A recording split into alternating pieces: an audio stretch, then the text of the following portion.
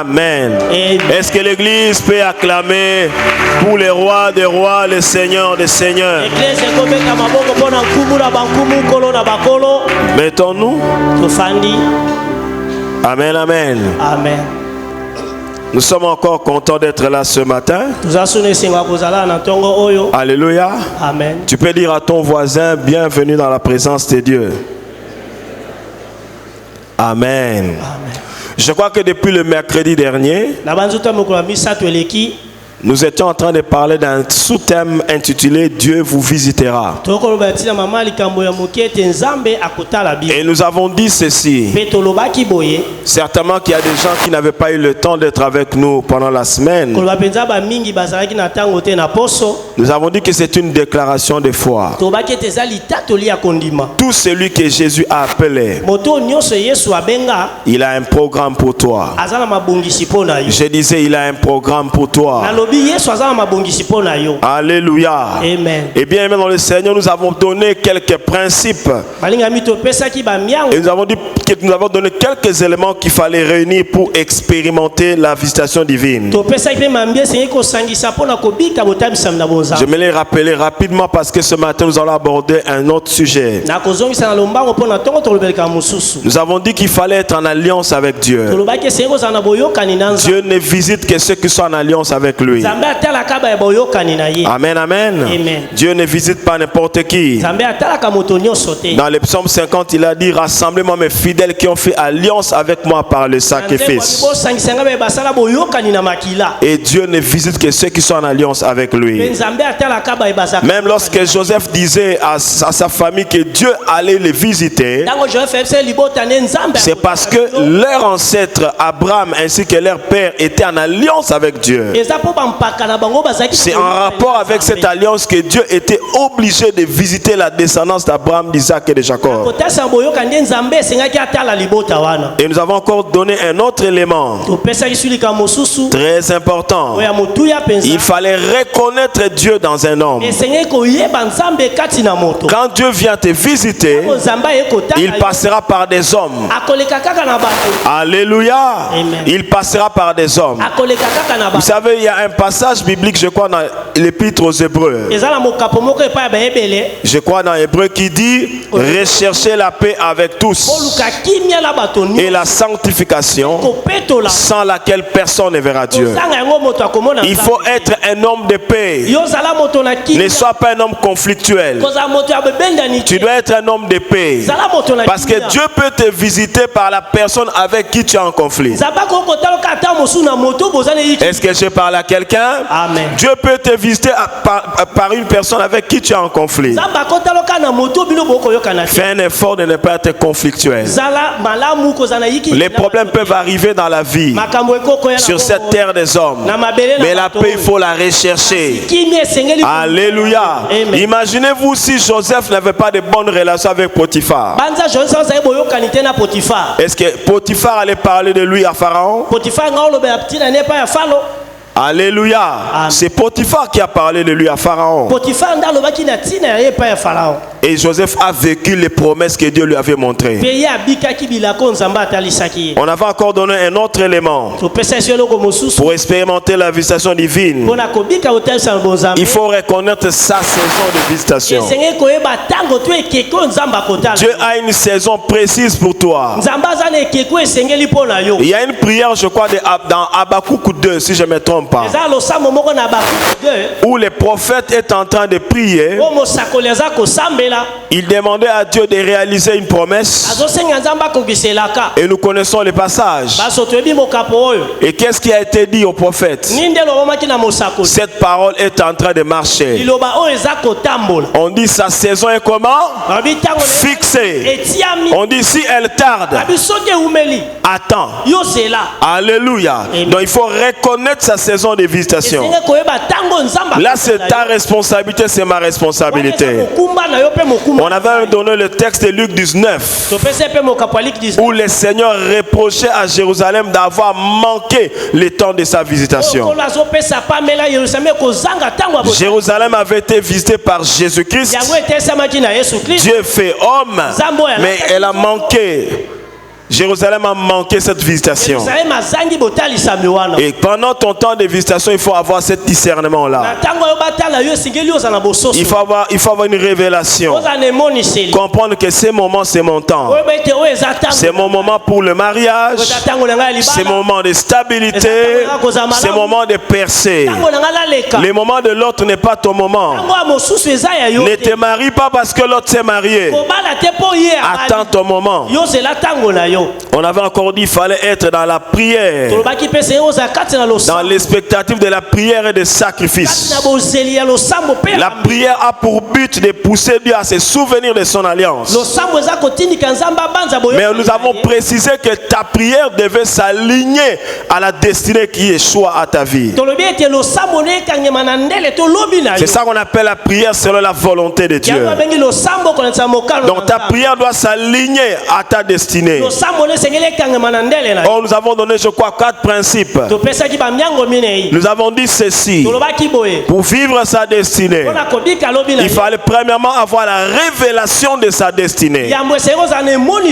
Il fallait payer le prix dans la prière pour savoir, avoir des informations sur ta destinée. Dieu peut te donner des bribes d'informations par rapport à ta destinée. Tu dois avoir des informations. Joseph avait eu 2 songes qui lui donnaient des informations sur sa destinée. Tu dois avoir des informations. Alléluia. Ne vis pas comme quelqu'un qui ne sait pas où il va. Et des informations. Dieu ne te dira jamais tout, mais il te donnera certaines informations. On avait dit, à part le fait d'avoir la révélation de sa destinée, il fallait croire à sa destinée. Quand Dieu te parle de ta destinée, que Dieu t'a montré, crois à ce que Dieu t'a dit. Et si tu crois à ta destinée, tu dois maintenant commencer à prier par rapport à cela. Et nous avons dit qu'il arrive des fois que la destinée connaît aussi des combats. Parce que l'ennemi combat les projets de Dieu qui sont dans nos vies. Et j'avais dit, la sorcellerie, son but c'était d'interroger la destinée et d'essayer d'en modifier les cours. S'ils ont des informations sur ce que Dieu a placé dans ta vie, ils essaient de combattre ça pour que cela n'arrive pas. C'est en ce moment-là où tu peux te combattre aussi pour vivre ta destinée. Quand vous lisez Genèse, je crois 32, la Bible dit, lorsque Jacob s'est battu avec l'ange de l'Éternel, il lui a dit ceci: tu as lutté avec les hommes, tu as lutté avec Dieu, tu es sorti vainqueur. Comment on lutte avec les hommes? C'est lorsqu'on est déterminé à ne pas vivre ce que les hommes veulent t'imposer. Et la Bible dit dans les psaumes, chapitre 33, la Bible dit là-bas, verset 10, que l'Éternel renverse les projets des hommes. Oui, les frères de Joseph, quand ils l'ont vendu, ils ont dit ceci: nous verrons ce que seront tes songes.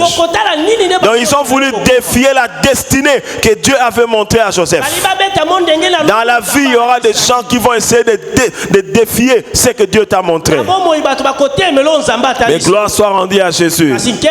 Avec Dieu, nous ferons des exploits. Il écrasera nos ennemis. Nous avons encore dit 5e chose. Pour expérimenter la visitation, il fallait être dans le lieu de ta visitation. Dieu ne viendra pas te visiter partout. Quand il est venu voir Abraham, il lui a dit ceci: va-t'en de ton pays, va vers un lieu que je te montrerai. Dieu voulait élever Abraham. Il a dit: je rendrai ton nom grand, je te bénirai, je vais te donner une postérité. Mais il lui a demandé de quitter le lieu où il était.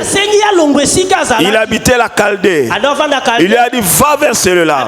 Et ce qui est grave avec Abraham, il lui a dit: va-t'en, quitte ta patrie. Le mot patrie là en hébreu signifie famille, la famille restreinte. Donc il a même demandé à Abraham de quitter sa famille. Va vers un lieu, je te bénirai. Donc Dieu ne va pas te visiter partout. Si tu attends la visitation divine et la révélation du lieu de ta visitation, parce que tu peux te déplacer comme Naomi l'avait fait. Nous l'avons vu le deuxième jour. Elle a quitté Bethléem. Elle est allée à Moab pour aller chercher le pain là-bas. Et elle a appris qu'à Bethléem, Dieu a visité les gens. Ne quitte pas ton lieu de visitation. Alléluia. Et la sixième et dernière chose, nous avons dit qu'il faut avoir l'habitude de confesser sa visitation. Si tu crois en quelque chose que Dieu t'a dit, confesse ça.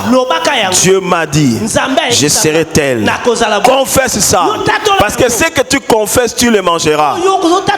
Alléluia. Le sage Salomon a dit ceci: l'homme se rassasie de ce qui sort de sa bouche. Le Seigneur Jésus lui-même dit, je crois dans Matthieu 12, 37, il dit, par tes paroles tu seras justifié et par tes paroles tu seras condamné. Et ce matin, bien aimé dans le Seigneur, nous allons, comme c'est la fête de la Pentecôte, nous allons lire un texte que nous connaissons, parce que je crois qu'on n'a pas encore lu notre texte ce matin. Nous allons lire dans Actes chapitre 2, du 1er au 4e verset. Et ensuite nous lirons un verset dans Acte 20, le verset 16, Acte 20, 16. Et enfin nous lirons Lévitique 23, 1 à 4.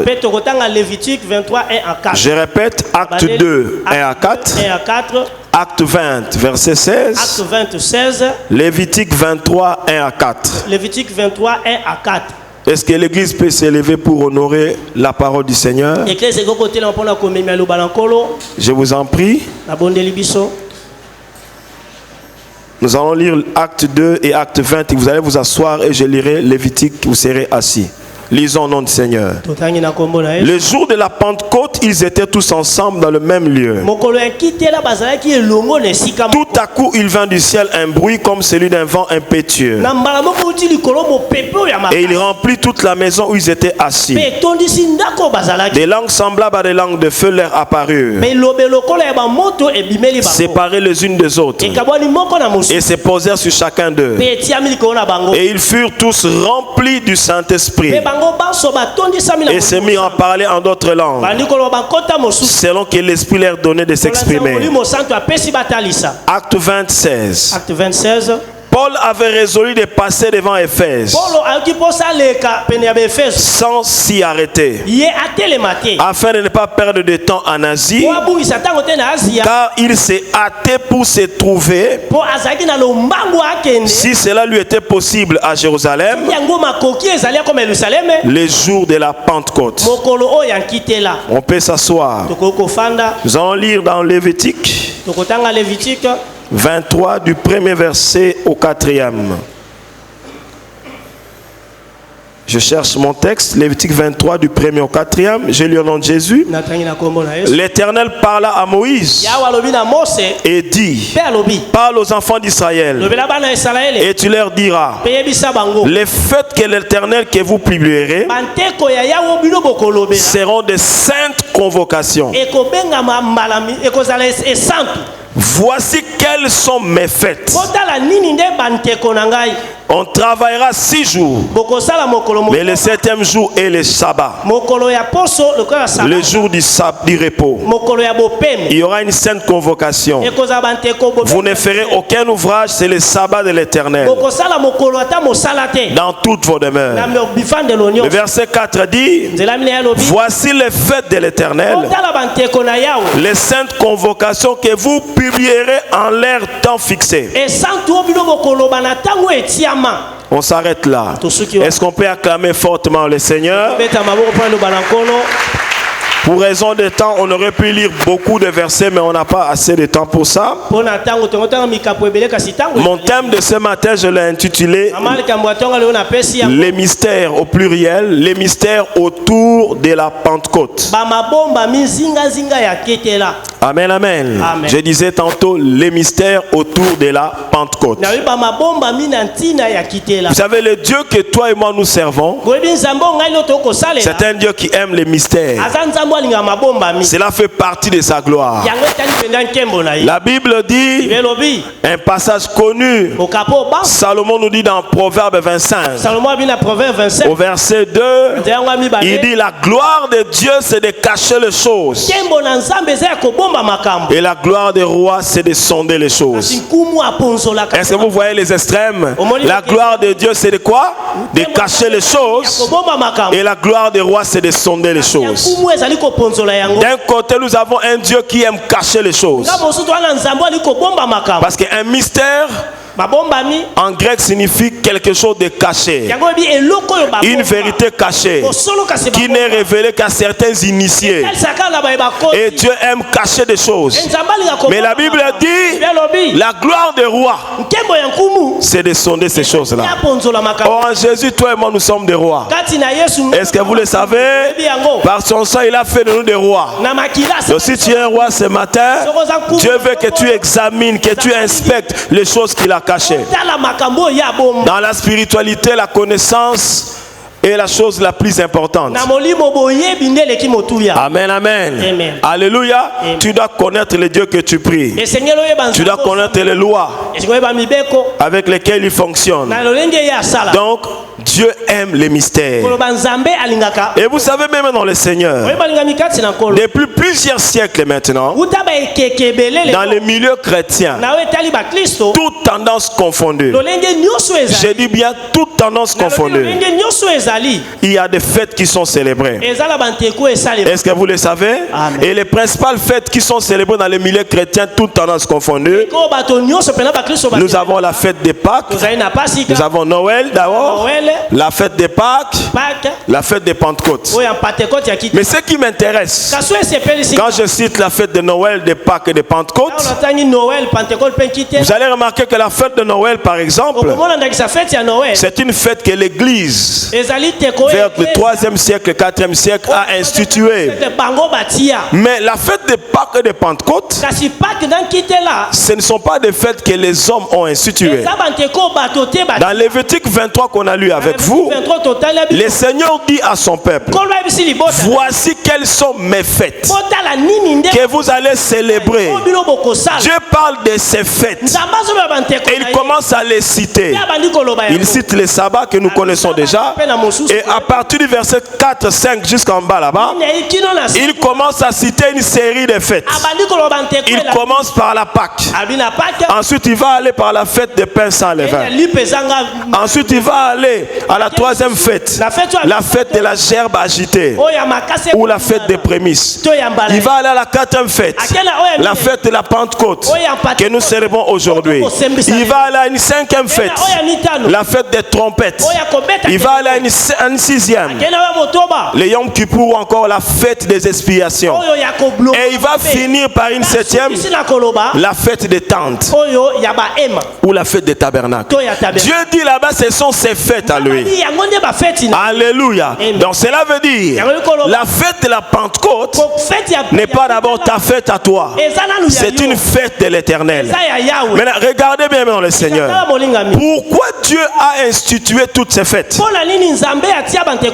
Et pourquoi il a exigé leur célébration? Dieu est un vrai pédagogue. C'est l'apôtre Paul qui nous le dit. Dieu a voulu enseigner aux gens, enseigner à son peuple comment il allait faire la rédemption, comment il allait sauver son peuple. Vous savez que lorsque l'homme a chuté au jardin d'Éden, je l'ai dit je crois le mercredi, c'est la première fois, après seulement la chute, la Bible dit la voix de l'Éternel est venue visiter l'homme. Et quand Dieu vient visiter l'homme, Il maudit les serpents. Et au même moment, Dieu parle de la rédemption. Il donne une prophétie par rapport au salut. Il dit ceci: une postérité de la femme va écraser les serpents et le serpent va lui mordre au talon. Nous le savons qu'il parle de la croix, mais il ne donne pas trop d'explications. Il donne seulement une prophétie. Maintenant, l'autre Dieu avait voulu commencer à expliquer comment il allait faire cette rédemption. Alléluia. Et dans sa pédagogie, il va instituer des fêtes. Et si vous entrez en profondeur, il va donner même des rituels, comment on allait célébrer chacune de ces fêtes. Si vous lisez Lévitique 23 tout entier, vous allez remarquer chaque fête avait un rituel spécial. On n'a pas le temps d'en parler. Alléluia. Mais chaque fête avait un rituel spécial. Mais là, Dieu est en train de communiquer quelle sera la façon dont il va sauver les hommes. Et vous remarquerez, l'apôtre Paul dit ceci. Galates 3, je crois, versets 24 à 25. Il dit ceci: la loi était un pédagogue. Oh, les pédagogues dans leur temps là-bas, c'était qui? C'était tout simplement un gardien des jeunes garçons. Les hommes qui avaient beaucoup de moyens, les hommes riches de l'époque, ils n'avaient pas des écoles comme nous on a aujourd'hui. Ils prenaient un monsieur, ils venaient, ils commençaient à apprendre à leurs enfants les bonnes manières. Ils enseignaient aux enfants comment être des hommes. C'est ça qu'on appelait pédagogue. Maintenant, le Seigneur avait vu son peuple était encore enfant. Il a institué la loi de Moïse comme un enseignant afin de préparer son peuple à la rédemption que Jésus est venu accomplir. C'est comme cela, par exemple, pendant 15 siècles, 1500 ans, un juif savait: si je pêche, je dois prendre un animal. Je vais aller avec mon animal devant un sacrificateur. Il va égorger l'animal. Avant qu'il ne l'égorge, je mets mes mains sur l'animal. Je prononce mes péchés. Après, on égorge l'animal. Donc Dieu enseignait à ces peuples-là, pour résoudre les problèmes du péché, vous devez amener un animal. Et vous devez placer vos mains sur cet animal-là. Transférez vos péchés dans l'animal. Et c'est cet animal qui mourra à votre place. Il a enseigné ça pendant 15 siècles.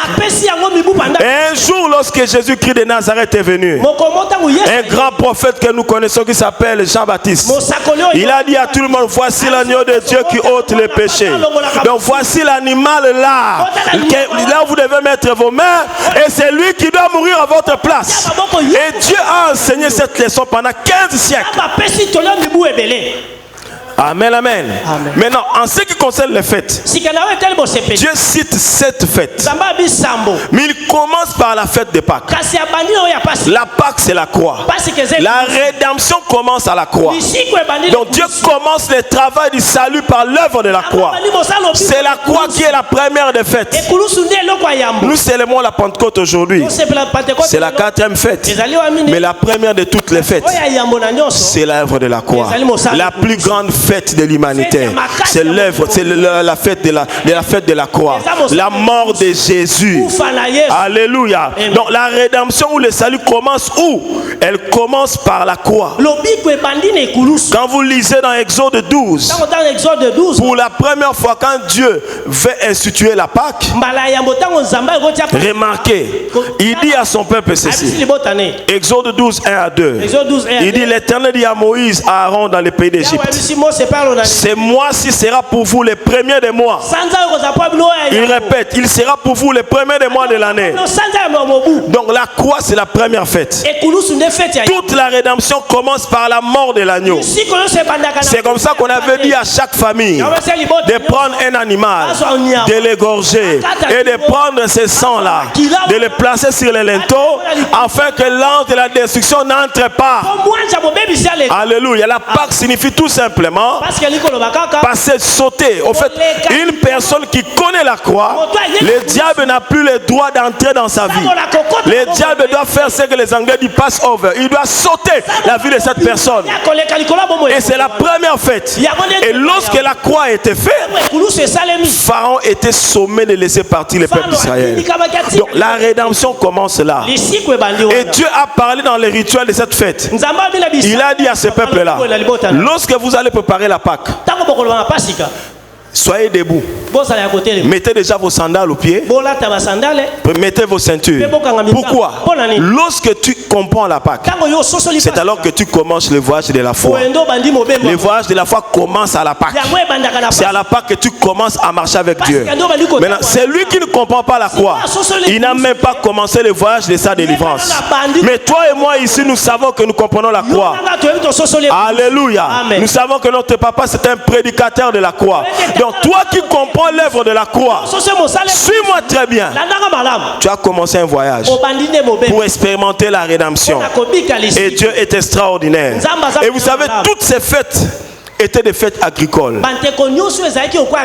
À la fois des fêtes agricoles et des fêtes religieuses. Donc c'était des fêtes qui étaient des fêtes agricoles par rapport au travail des champs et aussi des fêtes religieuses. Il y a un texte qui m'étonne. Dans Jean chapitre 12. Vous savez, dans Jean 11, Jésus ressuscite Lazare. Et lorsque Lazare est ressuscité, c'était un spectacle. Un monsieur qui était décédé, il était mort 4 jours, je crois. Il avait même commencé à pourrir. Jésus le ramène à la vie. Et quand vous lisez Jean 12 au début, on nous dit 6 jours avant la fête de Pâques, Jésus rentre à Béthanie, là où il avait resté Lazare. Et quand vous lisez le texte, on vous dira, quand il arrive à Béthanie, les Juifs ont entendu que Jésus est venu. Et la Bible a dit, plusieurs Juifs sont venus, non pour voir Jésus, mais voir aussi Lazare que Jésus avait ressuscité. Laisse-moi te dire quelque chose ce matin. Les gens ne doivent pas seulement chercher à voir Jésus. Ils doivent voir aussi les choses que Jésus fait. Ça ne sert à rien de dire que tu es chrétien. Les gens doivent voir ce que c'est Jésus-là fait dans ta vie. Les gens sont venus voir Jésus et Lazare que Jésus avait ressuscité. Mais la Bible dit au verset 20, comme c'était la fête de la Pâque, toutes ces fêtes, même les Juifs qui étaient allés à la diaspora rentraient. C'est comme ça que dans le texte de Actes 2 qu'on a lu avec vous, vous allez voir, lors de la fête de la Pentecôte, il y avait des Juifs qui venaient de plusieurs endroits. Maintenant, quand les autres Juifs de la diaspora sont venus, au verset 20 ici, on dit que c'était des Grecs. Et lorsqu'ils arrivent, ils ont eu écho aussi de ce que Jésus avait fait. Et la Bible dit quoi? Au verset 20, ces Grecs-là sont allés. Ils sont allés dire à Philippe, l'un des disciples de Jésus. Ils lui ont dit ceci: nous voudrions voir Jésus. Nous voulons voir cet homme-là qui a ressuscité un mort, qui avait commencé à pourrir déjà. Nous voulons le voir. La question était simple. Philippe va dire à André. Donc, il y avait quand même une organisation. Donc on va voir Philippe. Peut-être il était le secrétaire. Philippe va voir l'administrateur André. Alléluia. Amen. Il va voir André. Et il va voir André. Il dit, les deux vont aller voir Jésus. Il y a des Grecs qui veulent te voir. Mais Jésus pouvait répondre simplement qu'ils viennent, qu'ils attendent. La Bible dit au verset 23, Jésus leur répondit: l'heure est venue où le Fils de l'homme doit être glorifié. Oh. Est-ce que c'est la question qu'on t'a posée, Jésus? On veut te voir. Il dit, l'heure est venue où le Fils de l'homme doit être glorifié. Au verset 24, il dit, en vérité, je vous le dis, si les grains de blé qui est tombé en terre ne meurt, il reste seul. Mais s'il meurt, il porte beaucoup de fruits. Ça, c'est la réponse que Jésus donne. Papa, on t'a demandé que les gens veulent te voir. Lui commence à parler d'un grain qui doit tomber en terre, mourir pour porter du fruit. Au fait, si tu lis ça, tu comprends pourquoi il dit ça. La croix, c'était ça. Il fallait que les grains de blé tombent par terre, que ces grains-là meurent pour porter beaucoup de fruits. C'est ça la croix. Maintenant, les fruits là, c'est à la Pentecôte. Parce que la Pentecôte, c'est la fête des récoltes. À la Pentecôte, on récolte ce que Jésus a sémé à la croix. Est-ce qu'il y a quelqu'un qui a compris ce que je dis? Tout ce que Jésus a sémé à la croix, nous récoltons ça à la Pentecôte. Donc la Pentecôte, c'est la moisson. Nous moissonnons ce que Jésus a sémé. Ou je dirais même plus, ce que le Père a sémé. Parce que toutes ces fêtes, c'était les fêtes du Père. C'est lui-même qui a institué. Il a permis que son fils soit sémé. C'est la mort. Et il ressuscite. Et vous savez, c'est extraordinaire. Jésus était l'unique Fils de Dieu. Est-ce que vous le savez? Mais Dieu voulait que Jésus puisse avoir des frères. Vous connaissez les principes agricoles. Quand tu prends un grain de maïs, tu le plantes, tu le mets à terre. Si ces grains-là produisent, ça va produire un grain? Plusieurs, non? C'est cela. Jésus seul était planté pour produire d'autres Jésus. Pour produire d'autres Jésus. Parce que la qualité des grains, ce qui a été planté, c'est la même qualité que le maïs doit produire. C'est comme cela que la Pentecôte, c'est lui qui avait été sémé. On l'appelait le Christ. Le oint. C'est lui sur qui il y a l'onction. Et les gens qui sont moissonnés là, à la Pentecôte, on les appelle des chrétiens. C'est comme ça qu'à la Pentecôte, il fallait que l'Esprit vienne pour donner à ces gens-là la même puissance que celui qui avait été sémé avait. L'Église n'est Église qu'avec le Saint-Esprit. Sans le Saint-Esprit, c'est un moziki. L'église n'est église qu'avec le Saint-Esprit. Lorsque écoutez bien aimé, Jésus a dit dans Matthieu 16, il a dit à Pierre, je bâtirai mon église. Les portes de ces jours de monde ne vont pas prévaloir sur mon église. Jésus n'était pas un architecte, c'était un charpentier. Il a dit, je vais bâtir mon église. Les jours où son église naît, les jours où il commence à bâtir son église, c'est l'Esprit qui descend. Les gens commencent à parler en langue. Jésus bâtit son église par le Saint-Esprit. C'est le Saint-Esprit qui est le cachet. Le Saint-Esprit, c'est lui le cachet, le sceau de l'alliance. C'est le Saint-Esprit qui est le cachet de l'église. Une église qui ne connaît pas le Saint-Esprit, c'est un musique. Alléluia. Amen. L'église de Jésus. L'église de Jésus, c'est le Saint-Esprit. Il faut que l'Esprit de Jésus-Christ soit opérationnel. Alléluia. Amen. Toute église qui étouffe le don de l'Esprit, on peut l'appeler église, mais c'est une réunion des hommes qui aiment Dieu. Mais ce n'est pas l'église. Est-ce que je parle à quelqu'un? Le Seigneur a parlé de la croix. Les Grecs qui voulaient voir Jésus, il a dit, si vous voulez me voir, regardez la croix. Si vous voulez voir Jésus, la croix, c'est la croix qui permet à tout le monde de comprendre qui est Jésus et ce que Jésus est capable de faire. Ils étaient étonnés de voir les miracles que Jésus avait fait. La Pentecôte était à l'origine la fête des moissons. Et cette fête de la moisson, Jésus est extraordinaire. Il est mort exprès le jour de la Pâque pour s'identifier, pour dire aux gens que c'est moi l'agneau qui meurt à la Pâque.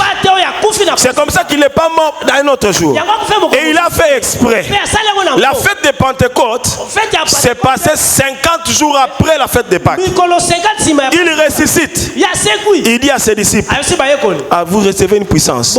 Attendez. Et Jésus fait le calcul. Il fait les calculs. Il reste d'abord avec ses disciples après sa résurrection pendant 40 jours. C'est ce que la Bible dit. Pour les enseigner. Dès que 40 jours arrivent, il vole. 10 jours après, il attend que 50. Pourquoi? Il voulait aussi, comme lui il est mort à la Pâque, il est l'agneau, il voulait que l'église naisse à la Pentecôte. Pour que l'église soit identifiée à la Pentecôte.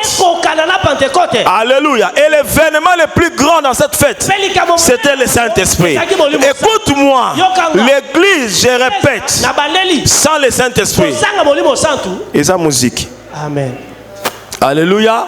Amen, amen. Tu es chrétien comme moi. Si le Saint-Esprit dans ta vie est occasionnel, tu as tout raté. Le Saint-Esprit est censé te conduire. Le Saint-Esprit est censé influencer ta vie. Si le Saint-Esprit est occasionnel, tu as raté. Parce que l'église de Jésus, la capacité de l'église de Jésus vient du Saint-Esprit. C'est le Saint-Esprit qui fera de toi un grand prophète. C'est le Saint qui fera de toi un grand prédicateur. C'est le Saint qui fera de toi un don pour cette église. Tu veux être un don pour cette église. Et le Saint-Esprit et une relation réelle avec le Saint-Esprit. La Pentecôte doit nous faire remarquer cela. Et vous savez bien, dans le Seigneur, je l'ai déjà dit, Dieu avait un fils unique. Mais il a voulu que son fils unique ait des frères.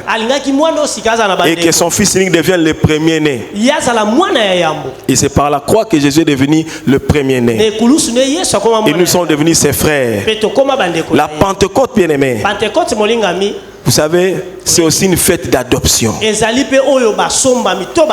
Quand vous lisez l'apôtre Paul dans Galates, chapitre 4, je crois, 4 à 5, l'apôtre Paul parle là-bas, il dit ceci, que au verset 4, il dit, lorsque les temps ont été accomplis, Dieu a envoyé son fils, né d'une femme sous la loi, afin qu'il racheta ceux qui étaient sous la loi, afin que nous réussissions l'adoption. Et parce que vous êtes fils, Dieu a envoyé dans nos cœurs l'esprit de son fils. Écoute, Dieu voulait faire de nous ses fils adoptifs. C'est la raison pour laquelle il nous envoie l'esprit de son fils pour que nous soyons adoptés. Cela veut dire tu ne peux pas être fils de Dieu sans le Saint-Esprit. Donc la Pentecôte nous parle aussi de notre adoption. Écoute même dans le Seigneur, ne te contente pas d'être enfant de Dieu. Il faut être fils de Dieu. Il y a une différence, hein? Jean 1,12. La Bible dit à tous ceux qui l'ont reçu, à ceux qui croient en son nom, et leur a donné quoi? Le pouvoir de devenir enfant de Dieu. Le mot là, enfant en grec, technon, signifie celui qui vient de naître. Quand tu nais de nouveau, c'est une très bonne chose. Tu es enfant de Dieu. Mais Dieu ne veut pas que tu restes enfant. Il veut que tu deviennes un fils. Et on devient fils par le Saint-Esprit. C'est le Saint-Esprit qui rend l'enfant fils. C'est le fils, c'est celui qui a la maturité. C'est celui qui peut succéder à son père lorsque son père n'est pas là. Un fils, le Saint-Esprit. Alléluia. Amen. Il y avait même une cérémonie, je n'ai pas le temps, je regarde à la montre, qui se faisait pour qu'un enfant devienne un fils. On faisait une cérémonie. Et dans cette cérémonie, le père appelait son enfant qui était devenu majeur. Il prenait toutes ses prérogatives. Il prend son anneau, il prend tous les signes du pouvoir, il donne à son fils. C'est ce que le Seigneur a fait à la Pentecôte. Il a voulu que nous devenions ses fils, que nous puissions les représenter valablement sur la terre. Jésus a représenté le Père valablement sur la terre. Il veut aussi que l'Église représente Jésus valablement sur la terre. Si Jésus guérissait les malades, l'Église doit guérir les malades. Si Jésus restait les morts, l'Église doit rester les morts. Et c'est par le Saint-Esprit. Si tu négliges le Saint-Esprit, tu seras un religieux, un vrai historien de la Bible. Tu vas connaître l'endroit où Jésus est né, comment il a grandi. Les gens n'ont pas besoin de l'histoire de Jésus. Les gens veulent voir Jésus faire une histoire avec toi. Les gens n'ont pas besoin que tu racontes l'histoire de Jésus. C'est toi le choix de Dieu. Jésus t'a appelé pour qu'au travers de toi, il continue de se manifester aux gens qui ne le connaissent pas. Écoute-moi bien dans le Seigneur. Écoute-moi très bien. La Pentecôte est une fête qui vient confirmer la Pâque. Est-ce que quelqu'un a compris? Jésus était mort. Je le dis, je crois le jeudi. L'apôtre Paul, lorsqu'il parle de la mort de Jésus, il dit ceci. Il a Colossiens 2, je crois. Il dit, il a dépouillé les dominations, les principautés, en les clouant à la croix. Il a dépouillé les dominations. Et le verbe là, dépouiller, je crois en grec, signifie ravir les armes. Donc Jésus a ravi toutes les armes de Satan par la croix. Et je le répète encore aujourd'hui. S'il y a une arme que Satan utilise contre ta vie, ou dans notre famille, nous avons un hôtel maléfique de la pauvreté. Nous avons une loi établie. Tout ce que nous connaissons là. Mais il y a une seule chose qui peut permettre à cette loi de ne pas fonctionner avec toi. C'est la croix de Jésus. Mais cette croix de Jésus fonctionne par la Pentecôte. C'est l'esprit qui vient rendre la croix réelle. Écoute-moi, tu peux comprendre la croix, c'est bien. Mais c'est l'esprit qui vient confirmer ce que Jésus a fait à la croix. Regardez, Jésus a formé ses disciples pendant 3 ans. Il leur a donné des enseignements. Il leur a même envoyé sur terrain. Ils ont fait même des tests. Les gens connaissaient toute la doctrine. Il a dit, n'allez pas encore. N'allez pas. Vous recevez quoi? Une puissance. Et vous serez mes témoins. C'est l'esprit de Jésus qui fait de toi témoin de Jésus. Écoutez, nous ne sommes pas des témoins de Jéhovah. On n'est pas des témoins de Jéhovah avec des livres. Non, on n'est pas des témoins de Jéhovah. Nous sommes des témoins de Jésus. Alléluia. Nous sommes des témoins de Jésus. Nous sommes des témoins de celui qui a dit, l'Esprit du Seigneur est sur moi parce qu'il m'a oint pour guérir ceux qui ont le cœur brisé. Nous devons faire la même chose. Nous ne sommes pas des témoins de Jéhovah. Expliquer les gens les choses. Non, les gens n'ont pas besoin de tout ça. Ils ont besoin de voir le Jésus que nous lisons. Et c'est le Saint-Esprit qui peut nous amener dans ça. Écoute-moi, Église. Jésus-Christ n'a pas commencé son ministère en vain en faisant la démonstration de puissance. Il était venu dans un contexte. Quand il commence le ministère, il trouve des grands théologiens. Il trouve des groupes de pharisiens, des sadducéens, des esséniens, des zélotes. Tous ces gens-là, vous savez qu'est-ce qui était le commun? Ils avaient la même Torah. Ils lisaient la même Bible de leur époque. Mais ils avaient des contradictions dans des textes. C'est comme aujourd'hui. Oh, nous la femme ne prêche pas. Nous la femme prêche. Oh, nous ceci. Toutes ces choses-là. Quand lui il vient, il aborde les messages autrement. Il commence à guérir les gens. Les gens n'ont pas besoin de vos discussions là. Les malades ont besoin de la guérison. Les femmes qui n'ont pas d'enfants ont besoin d'enfants. Et ces gens-là, quand il les voit, il a étudié où? Jésus n'a pas besoin de savoir où tu as étudié. Jésus veut que tu sois un instrument pour manifester le salut aux gens. Est-ce que je parle à un serviteur ce matin? Aime le Saint-Esprit. Alléluia. Amen. Et vous savez ce qui est bon, c'est quoi? La Pentecôte, c'est la fête de la distribution de l'Esprit que Jésus avait libéré à Gethsemane. Je disais, la Pentecôte, c'est une fête de la distribution du Saint-Esprit. Jésus avait libéré cet esprit à Gethsemane. Non, il avait libéré ça. Il s'était débarrassé de ça. Vous savez, la Bible, c'est un livre prophétique, très spirituel. spirituel. Jésus, quelques heures avant de mourir, il va dans une montagne qui s'appelait Gethsemane. Il va faire une prière. Si vous lisez dans les évangiles, vous allez voir, on dit même lorsqu'il faisait cette prière, on a vu le sang sortir. Vous vous souvenez de ça, n'est-ce pas? Il va faire une prière à Gethsemane. Vous savez, Gethsemane en hébreu signifie pressoir à huile. Donc Jésus est allé se faire presser là-bas. C'est comme ça que quand on le pressait, il y avait le sang. Il était en train de retirer toute l'huile qu'il avait. Il l'a retiré à la croix pour toi, pour envoyer cette huile à la Pentecôte. Est-ce que quelqu'un comprend? Il a retiré toute cette huile-là. Lorsqu'on est venu l'arrêter pour aller mourir, il n'avait plus cette huile. C'est comme ça qu'il pouvait dire: mon Père, mon Dieu, pourquoi m'as-tu abandonné?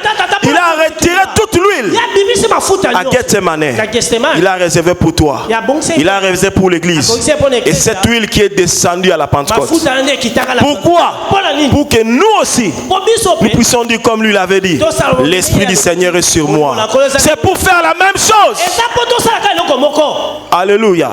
Ça ne sert à rien de faire une fête de célébration de la Pentecôte.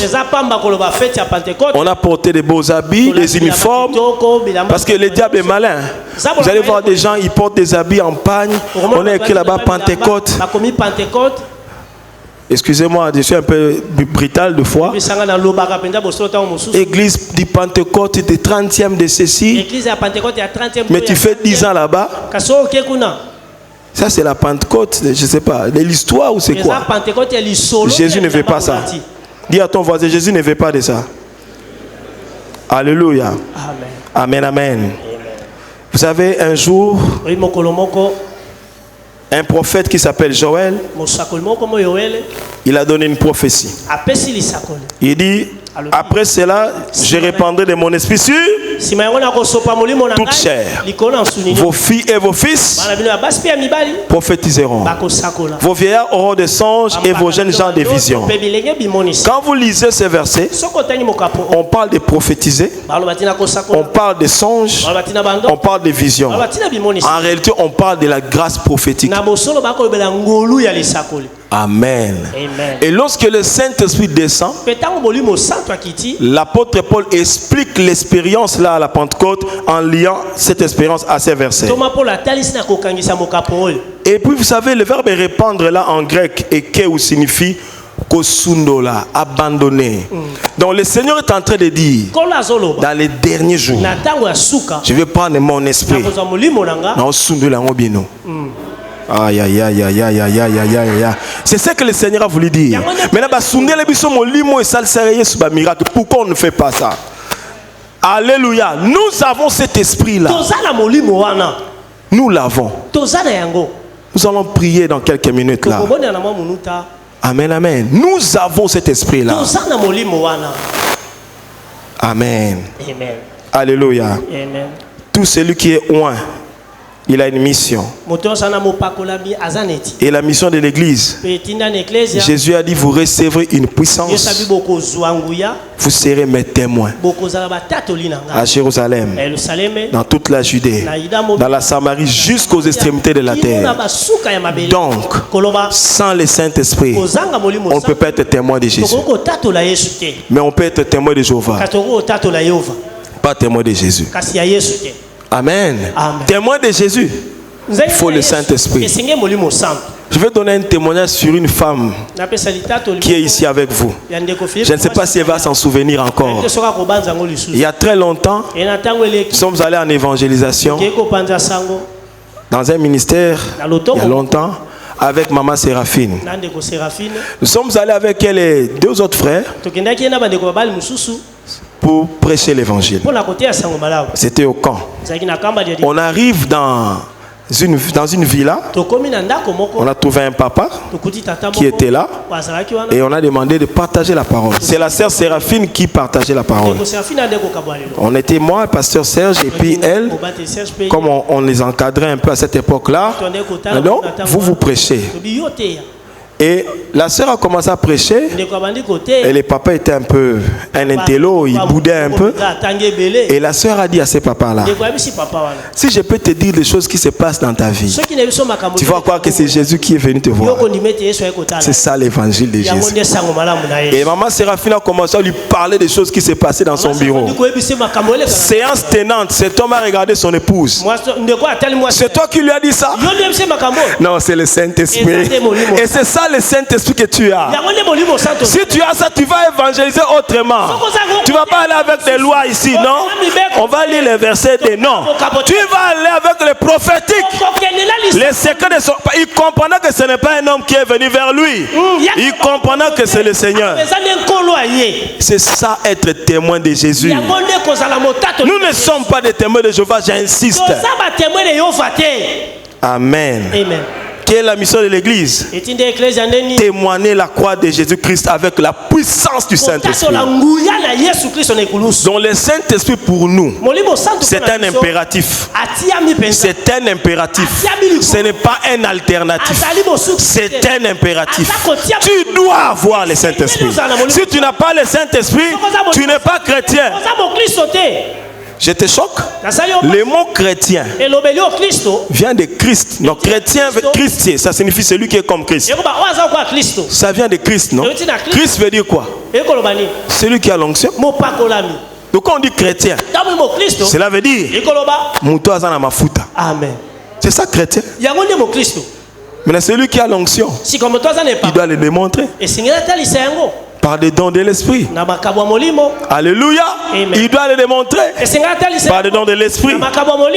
Trois petites raisons, puis on va finir. Je peux poser une question pour finir.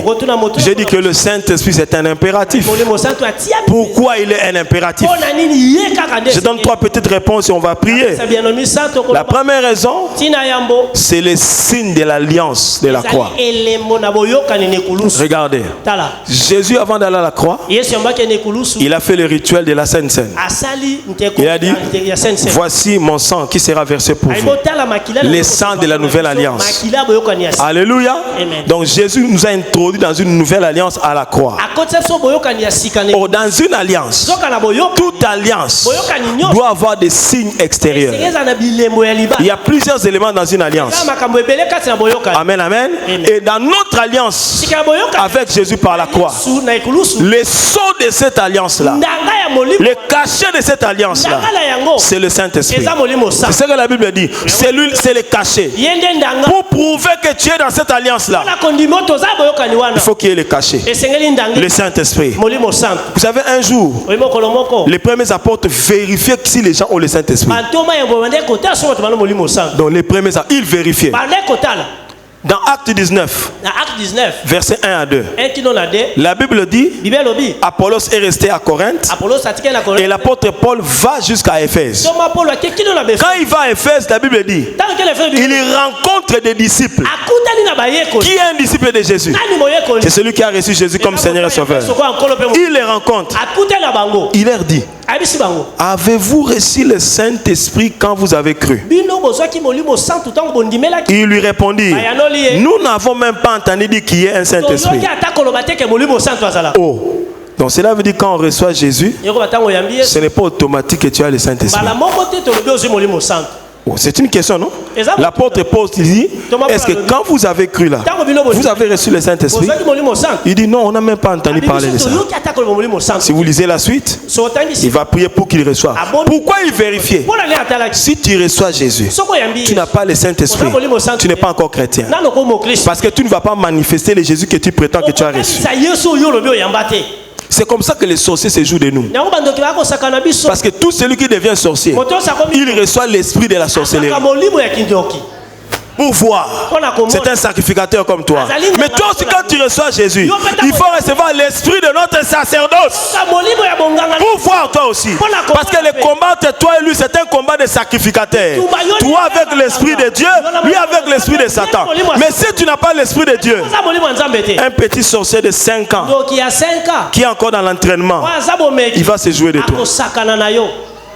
Alléluia. Lorsque l'ennemi viendra comme un fleuve, l'Esprit de l'Éternel les mettra en fuite. Tu dois avoir le Saint-Esprit. Maman, tu dois avoir le Saint-Esprit. Alléluia. Tu dois l'avoir. Tu dois l'avoir. Tu es à la maison. Tu somnoles un peu. Daddy est allé faire un petit tour. Tu vois. La voyance est là. Quand il rentre, tu dis non, je t'avais vu. Tu étais à Kaouka. Oh, tu m'avais vu comment? Non, je t'ai vu.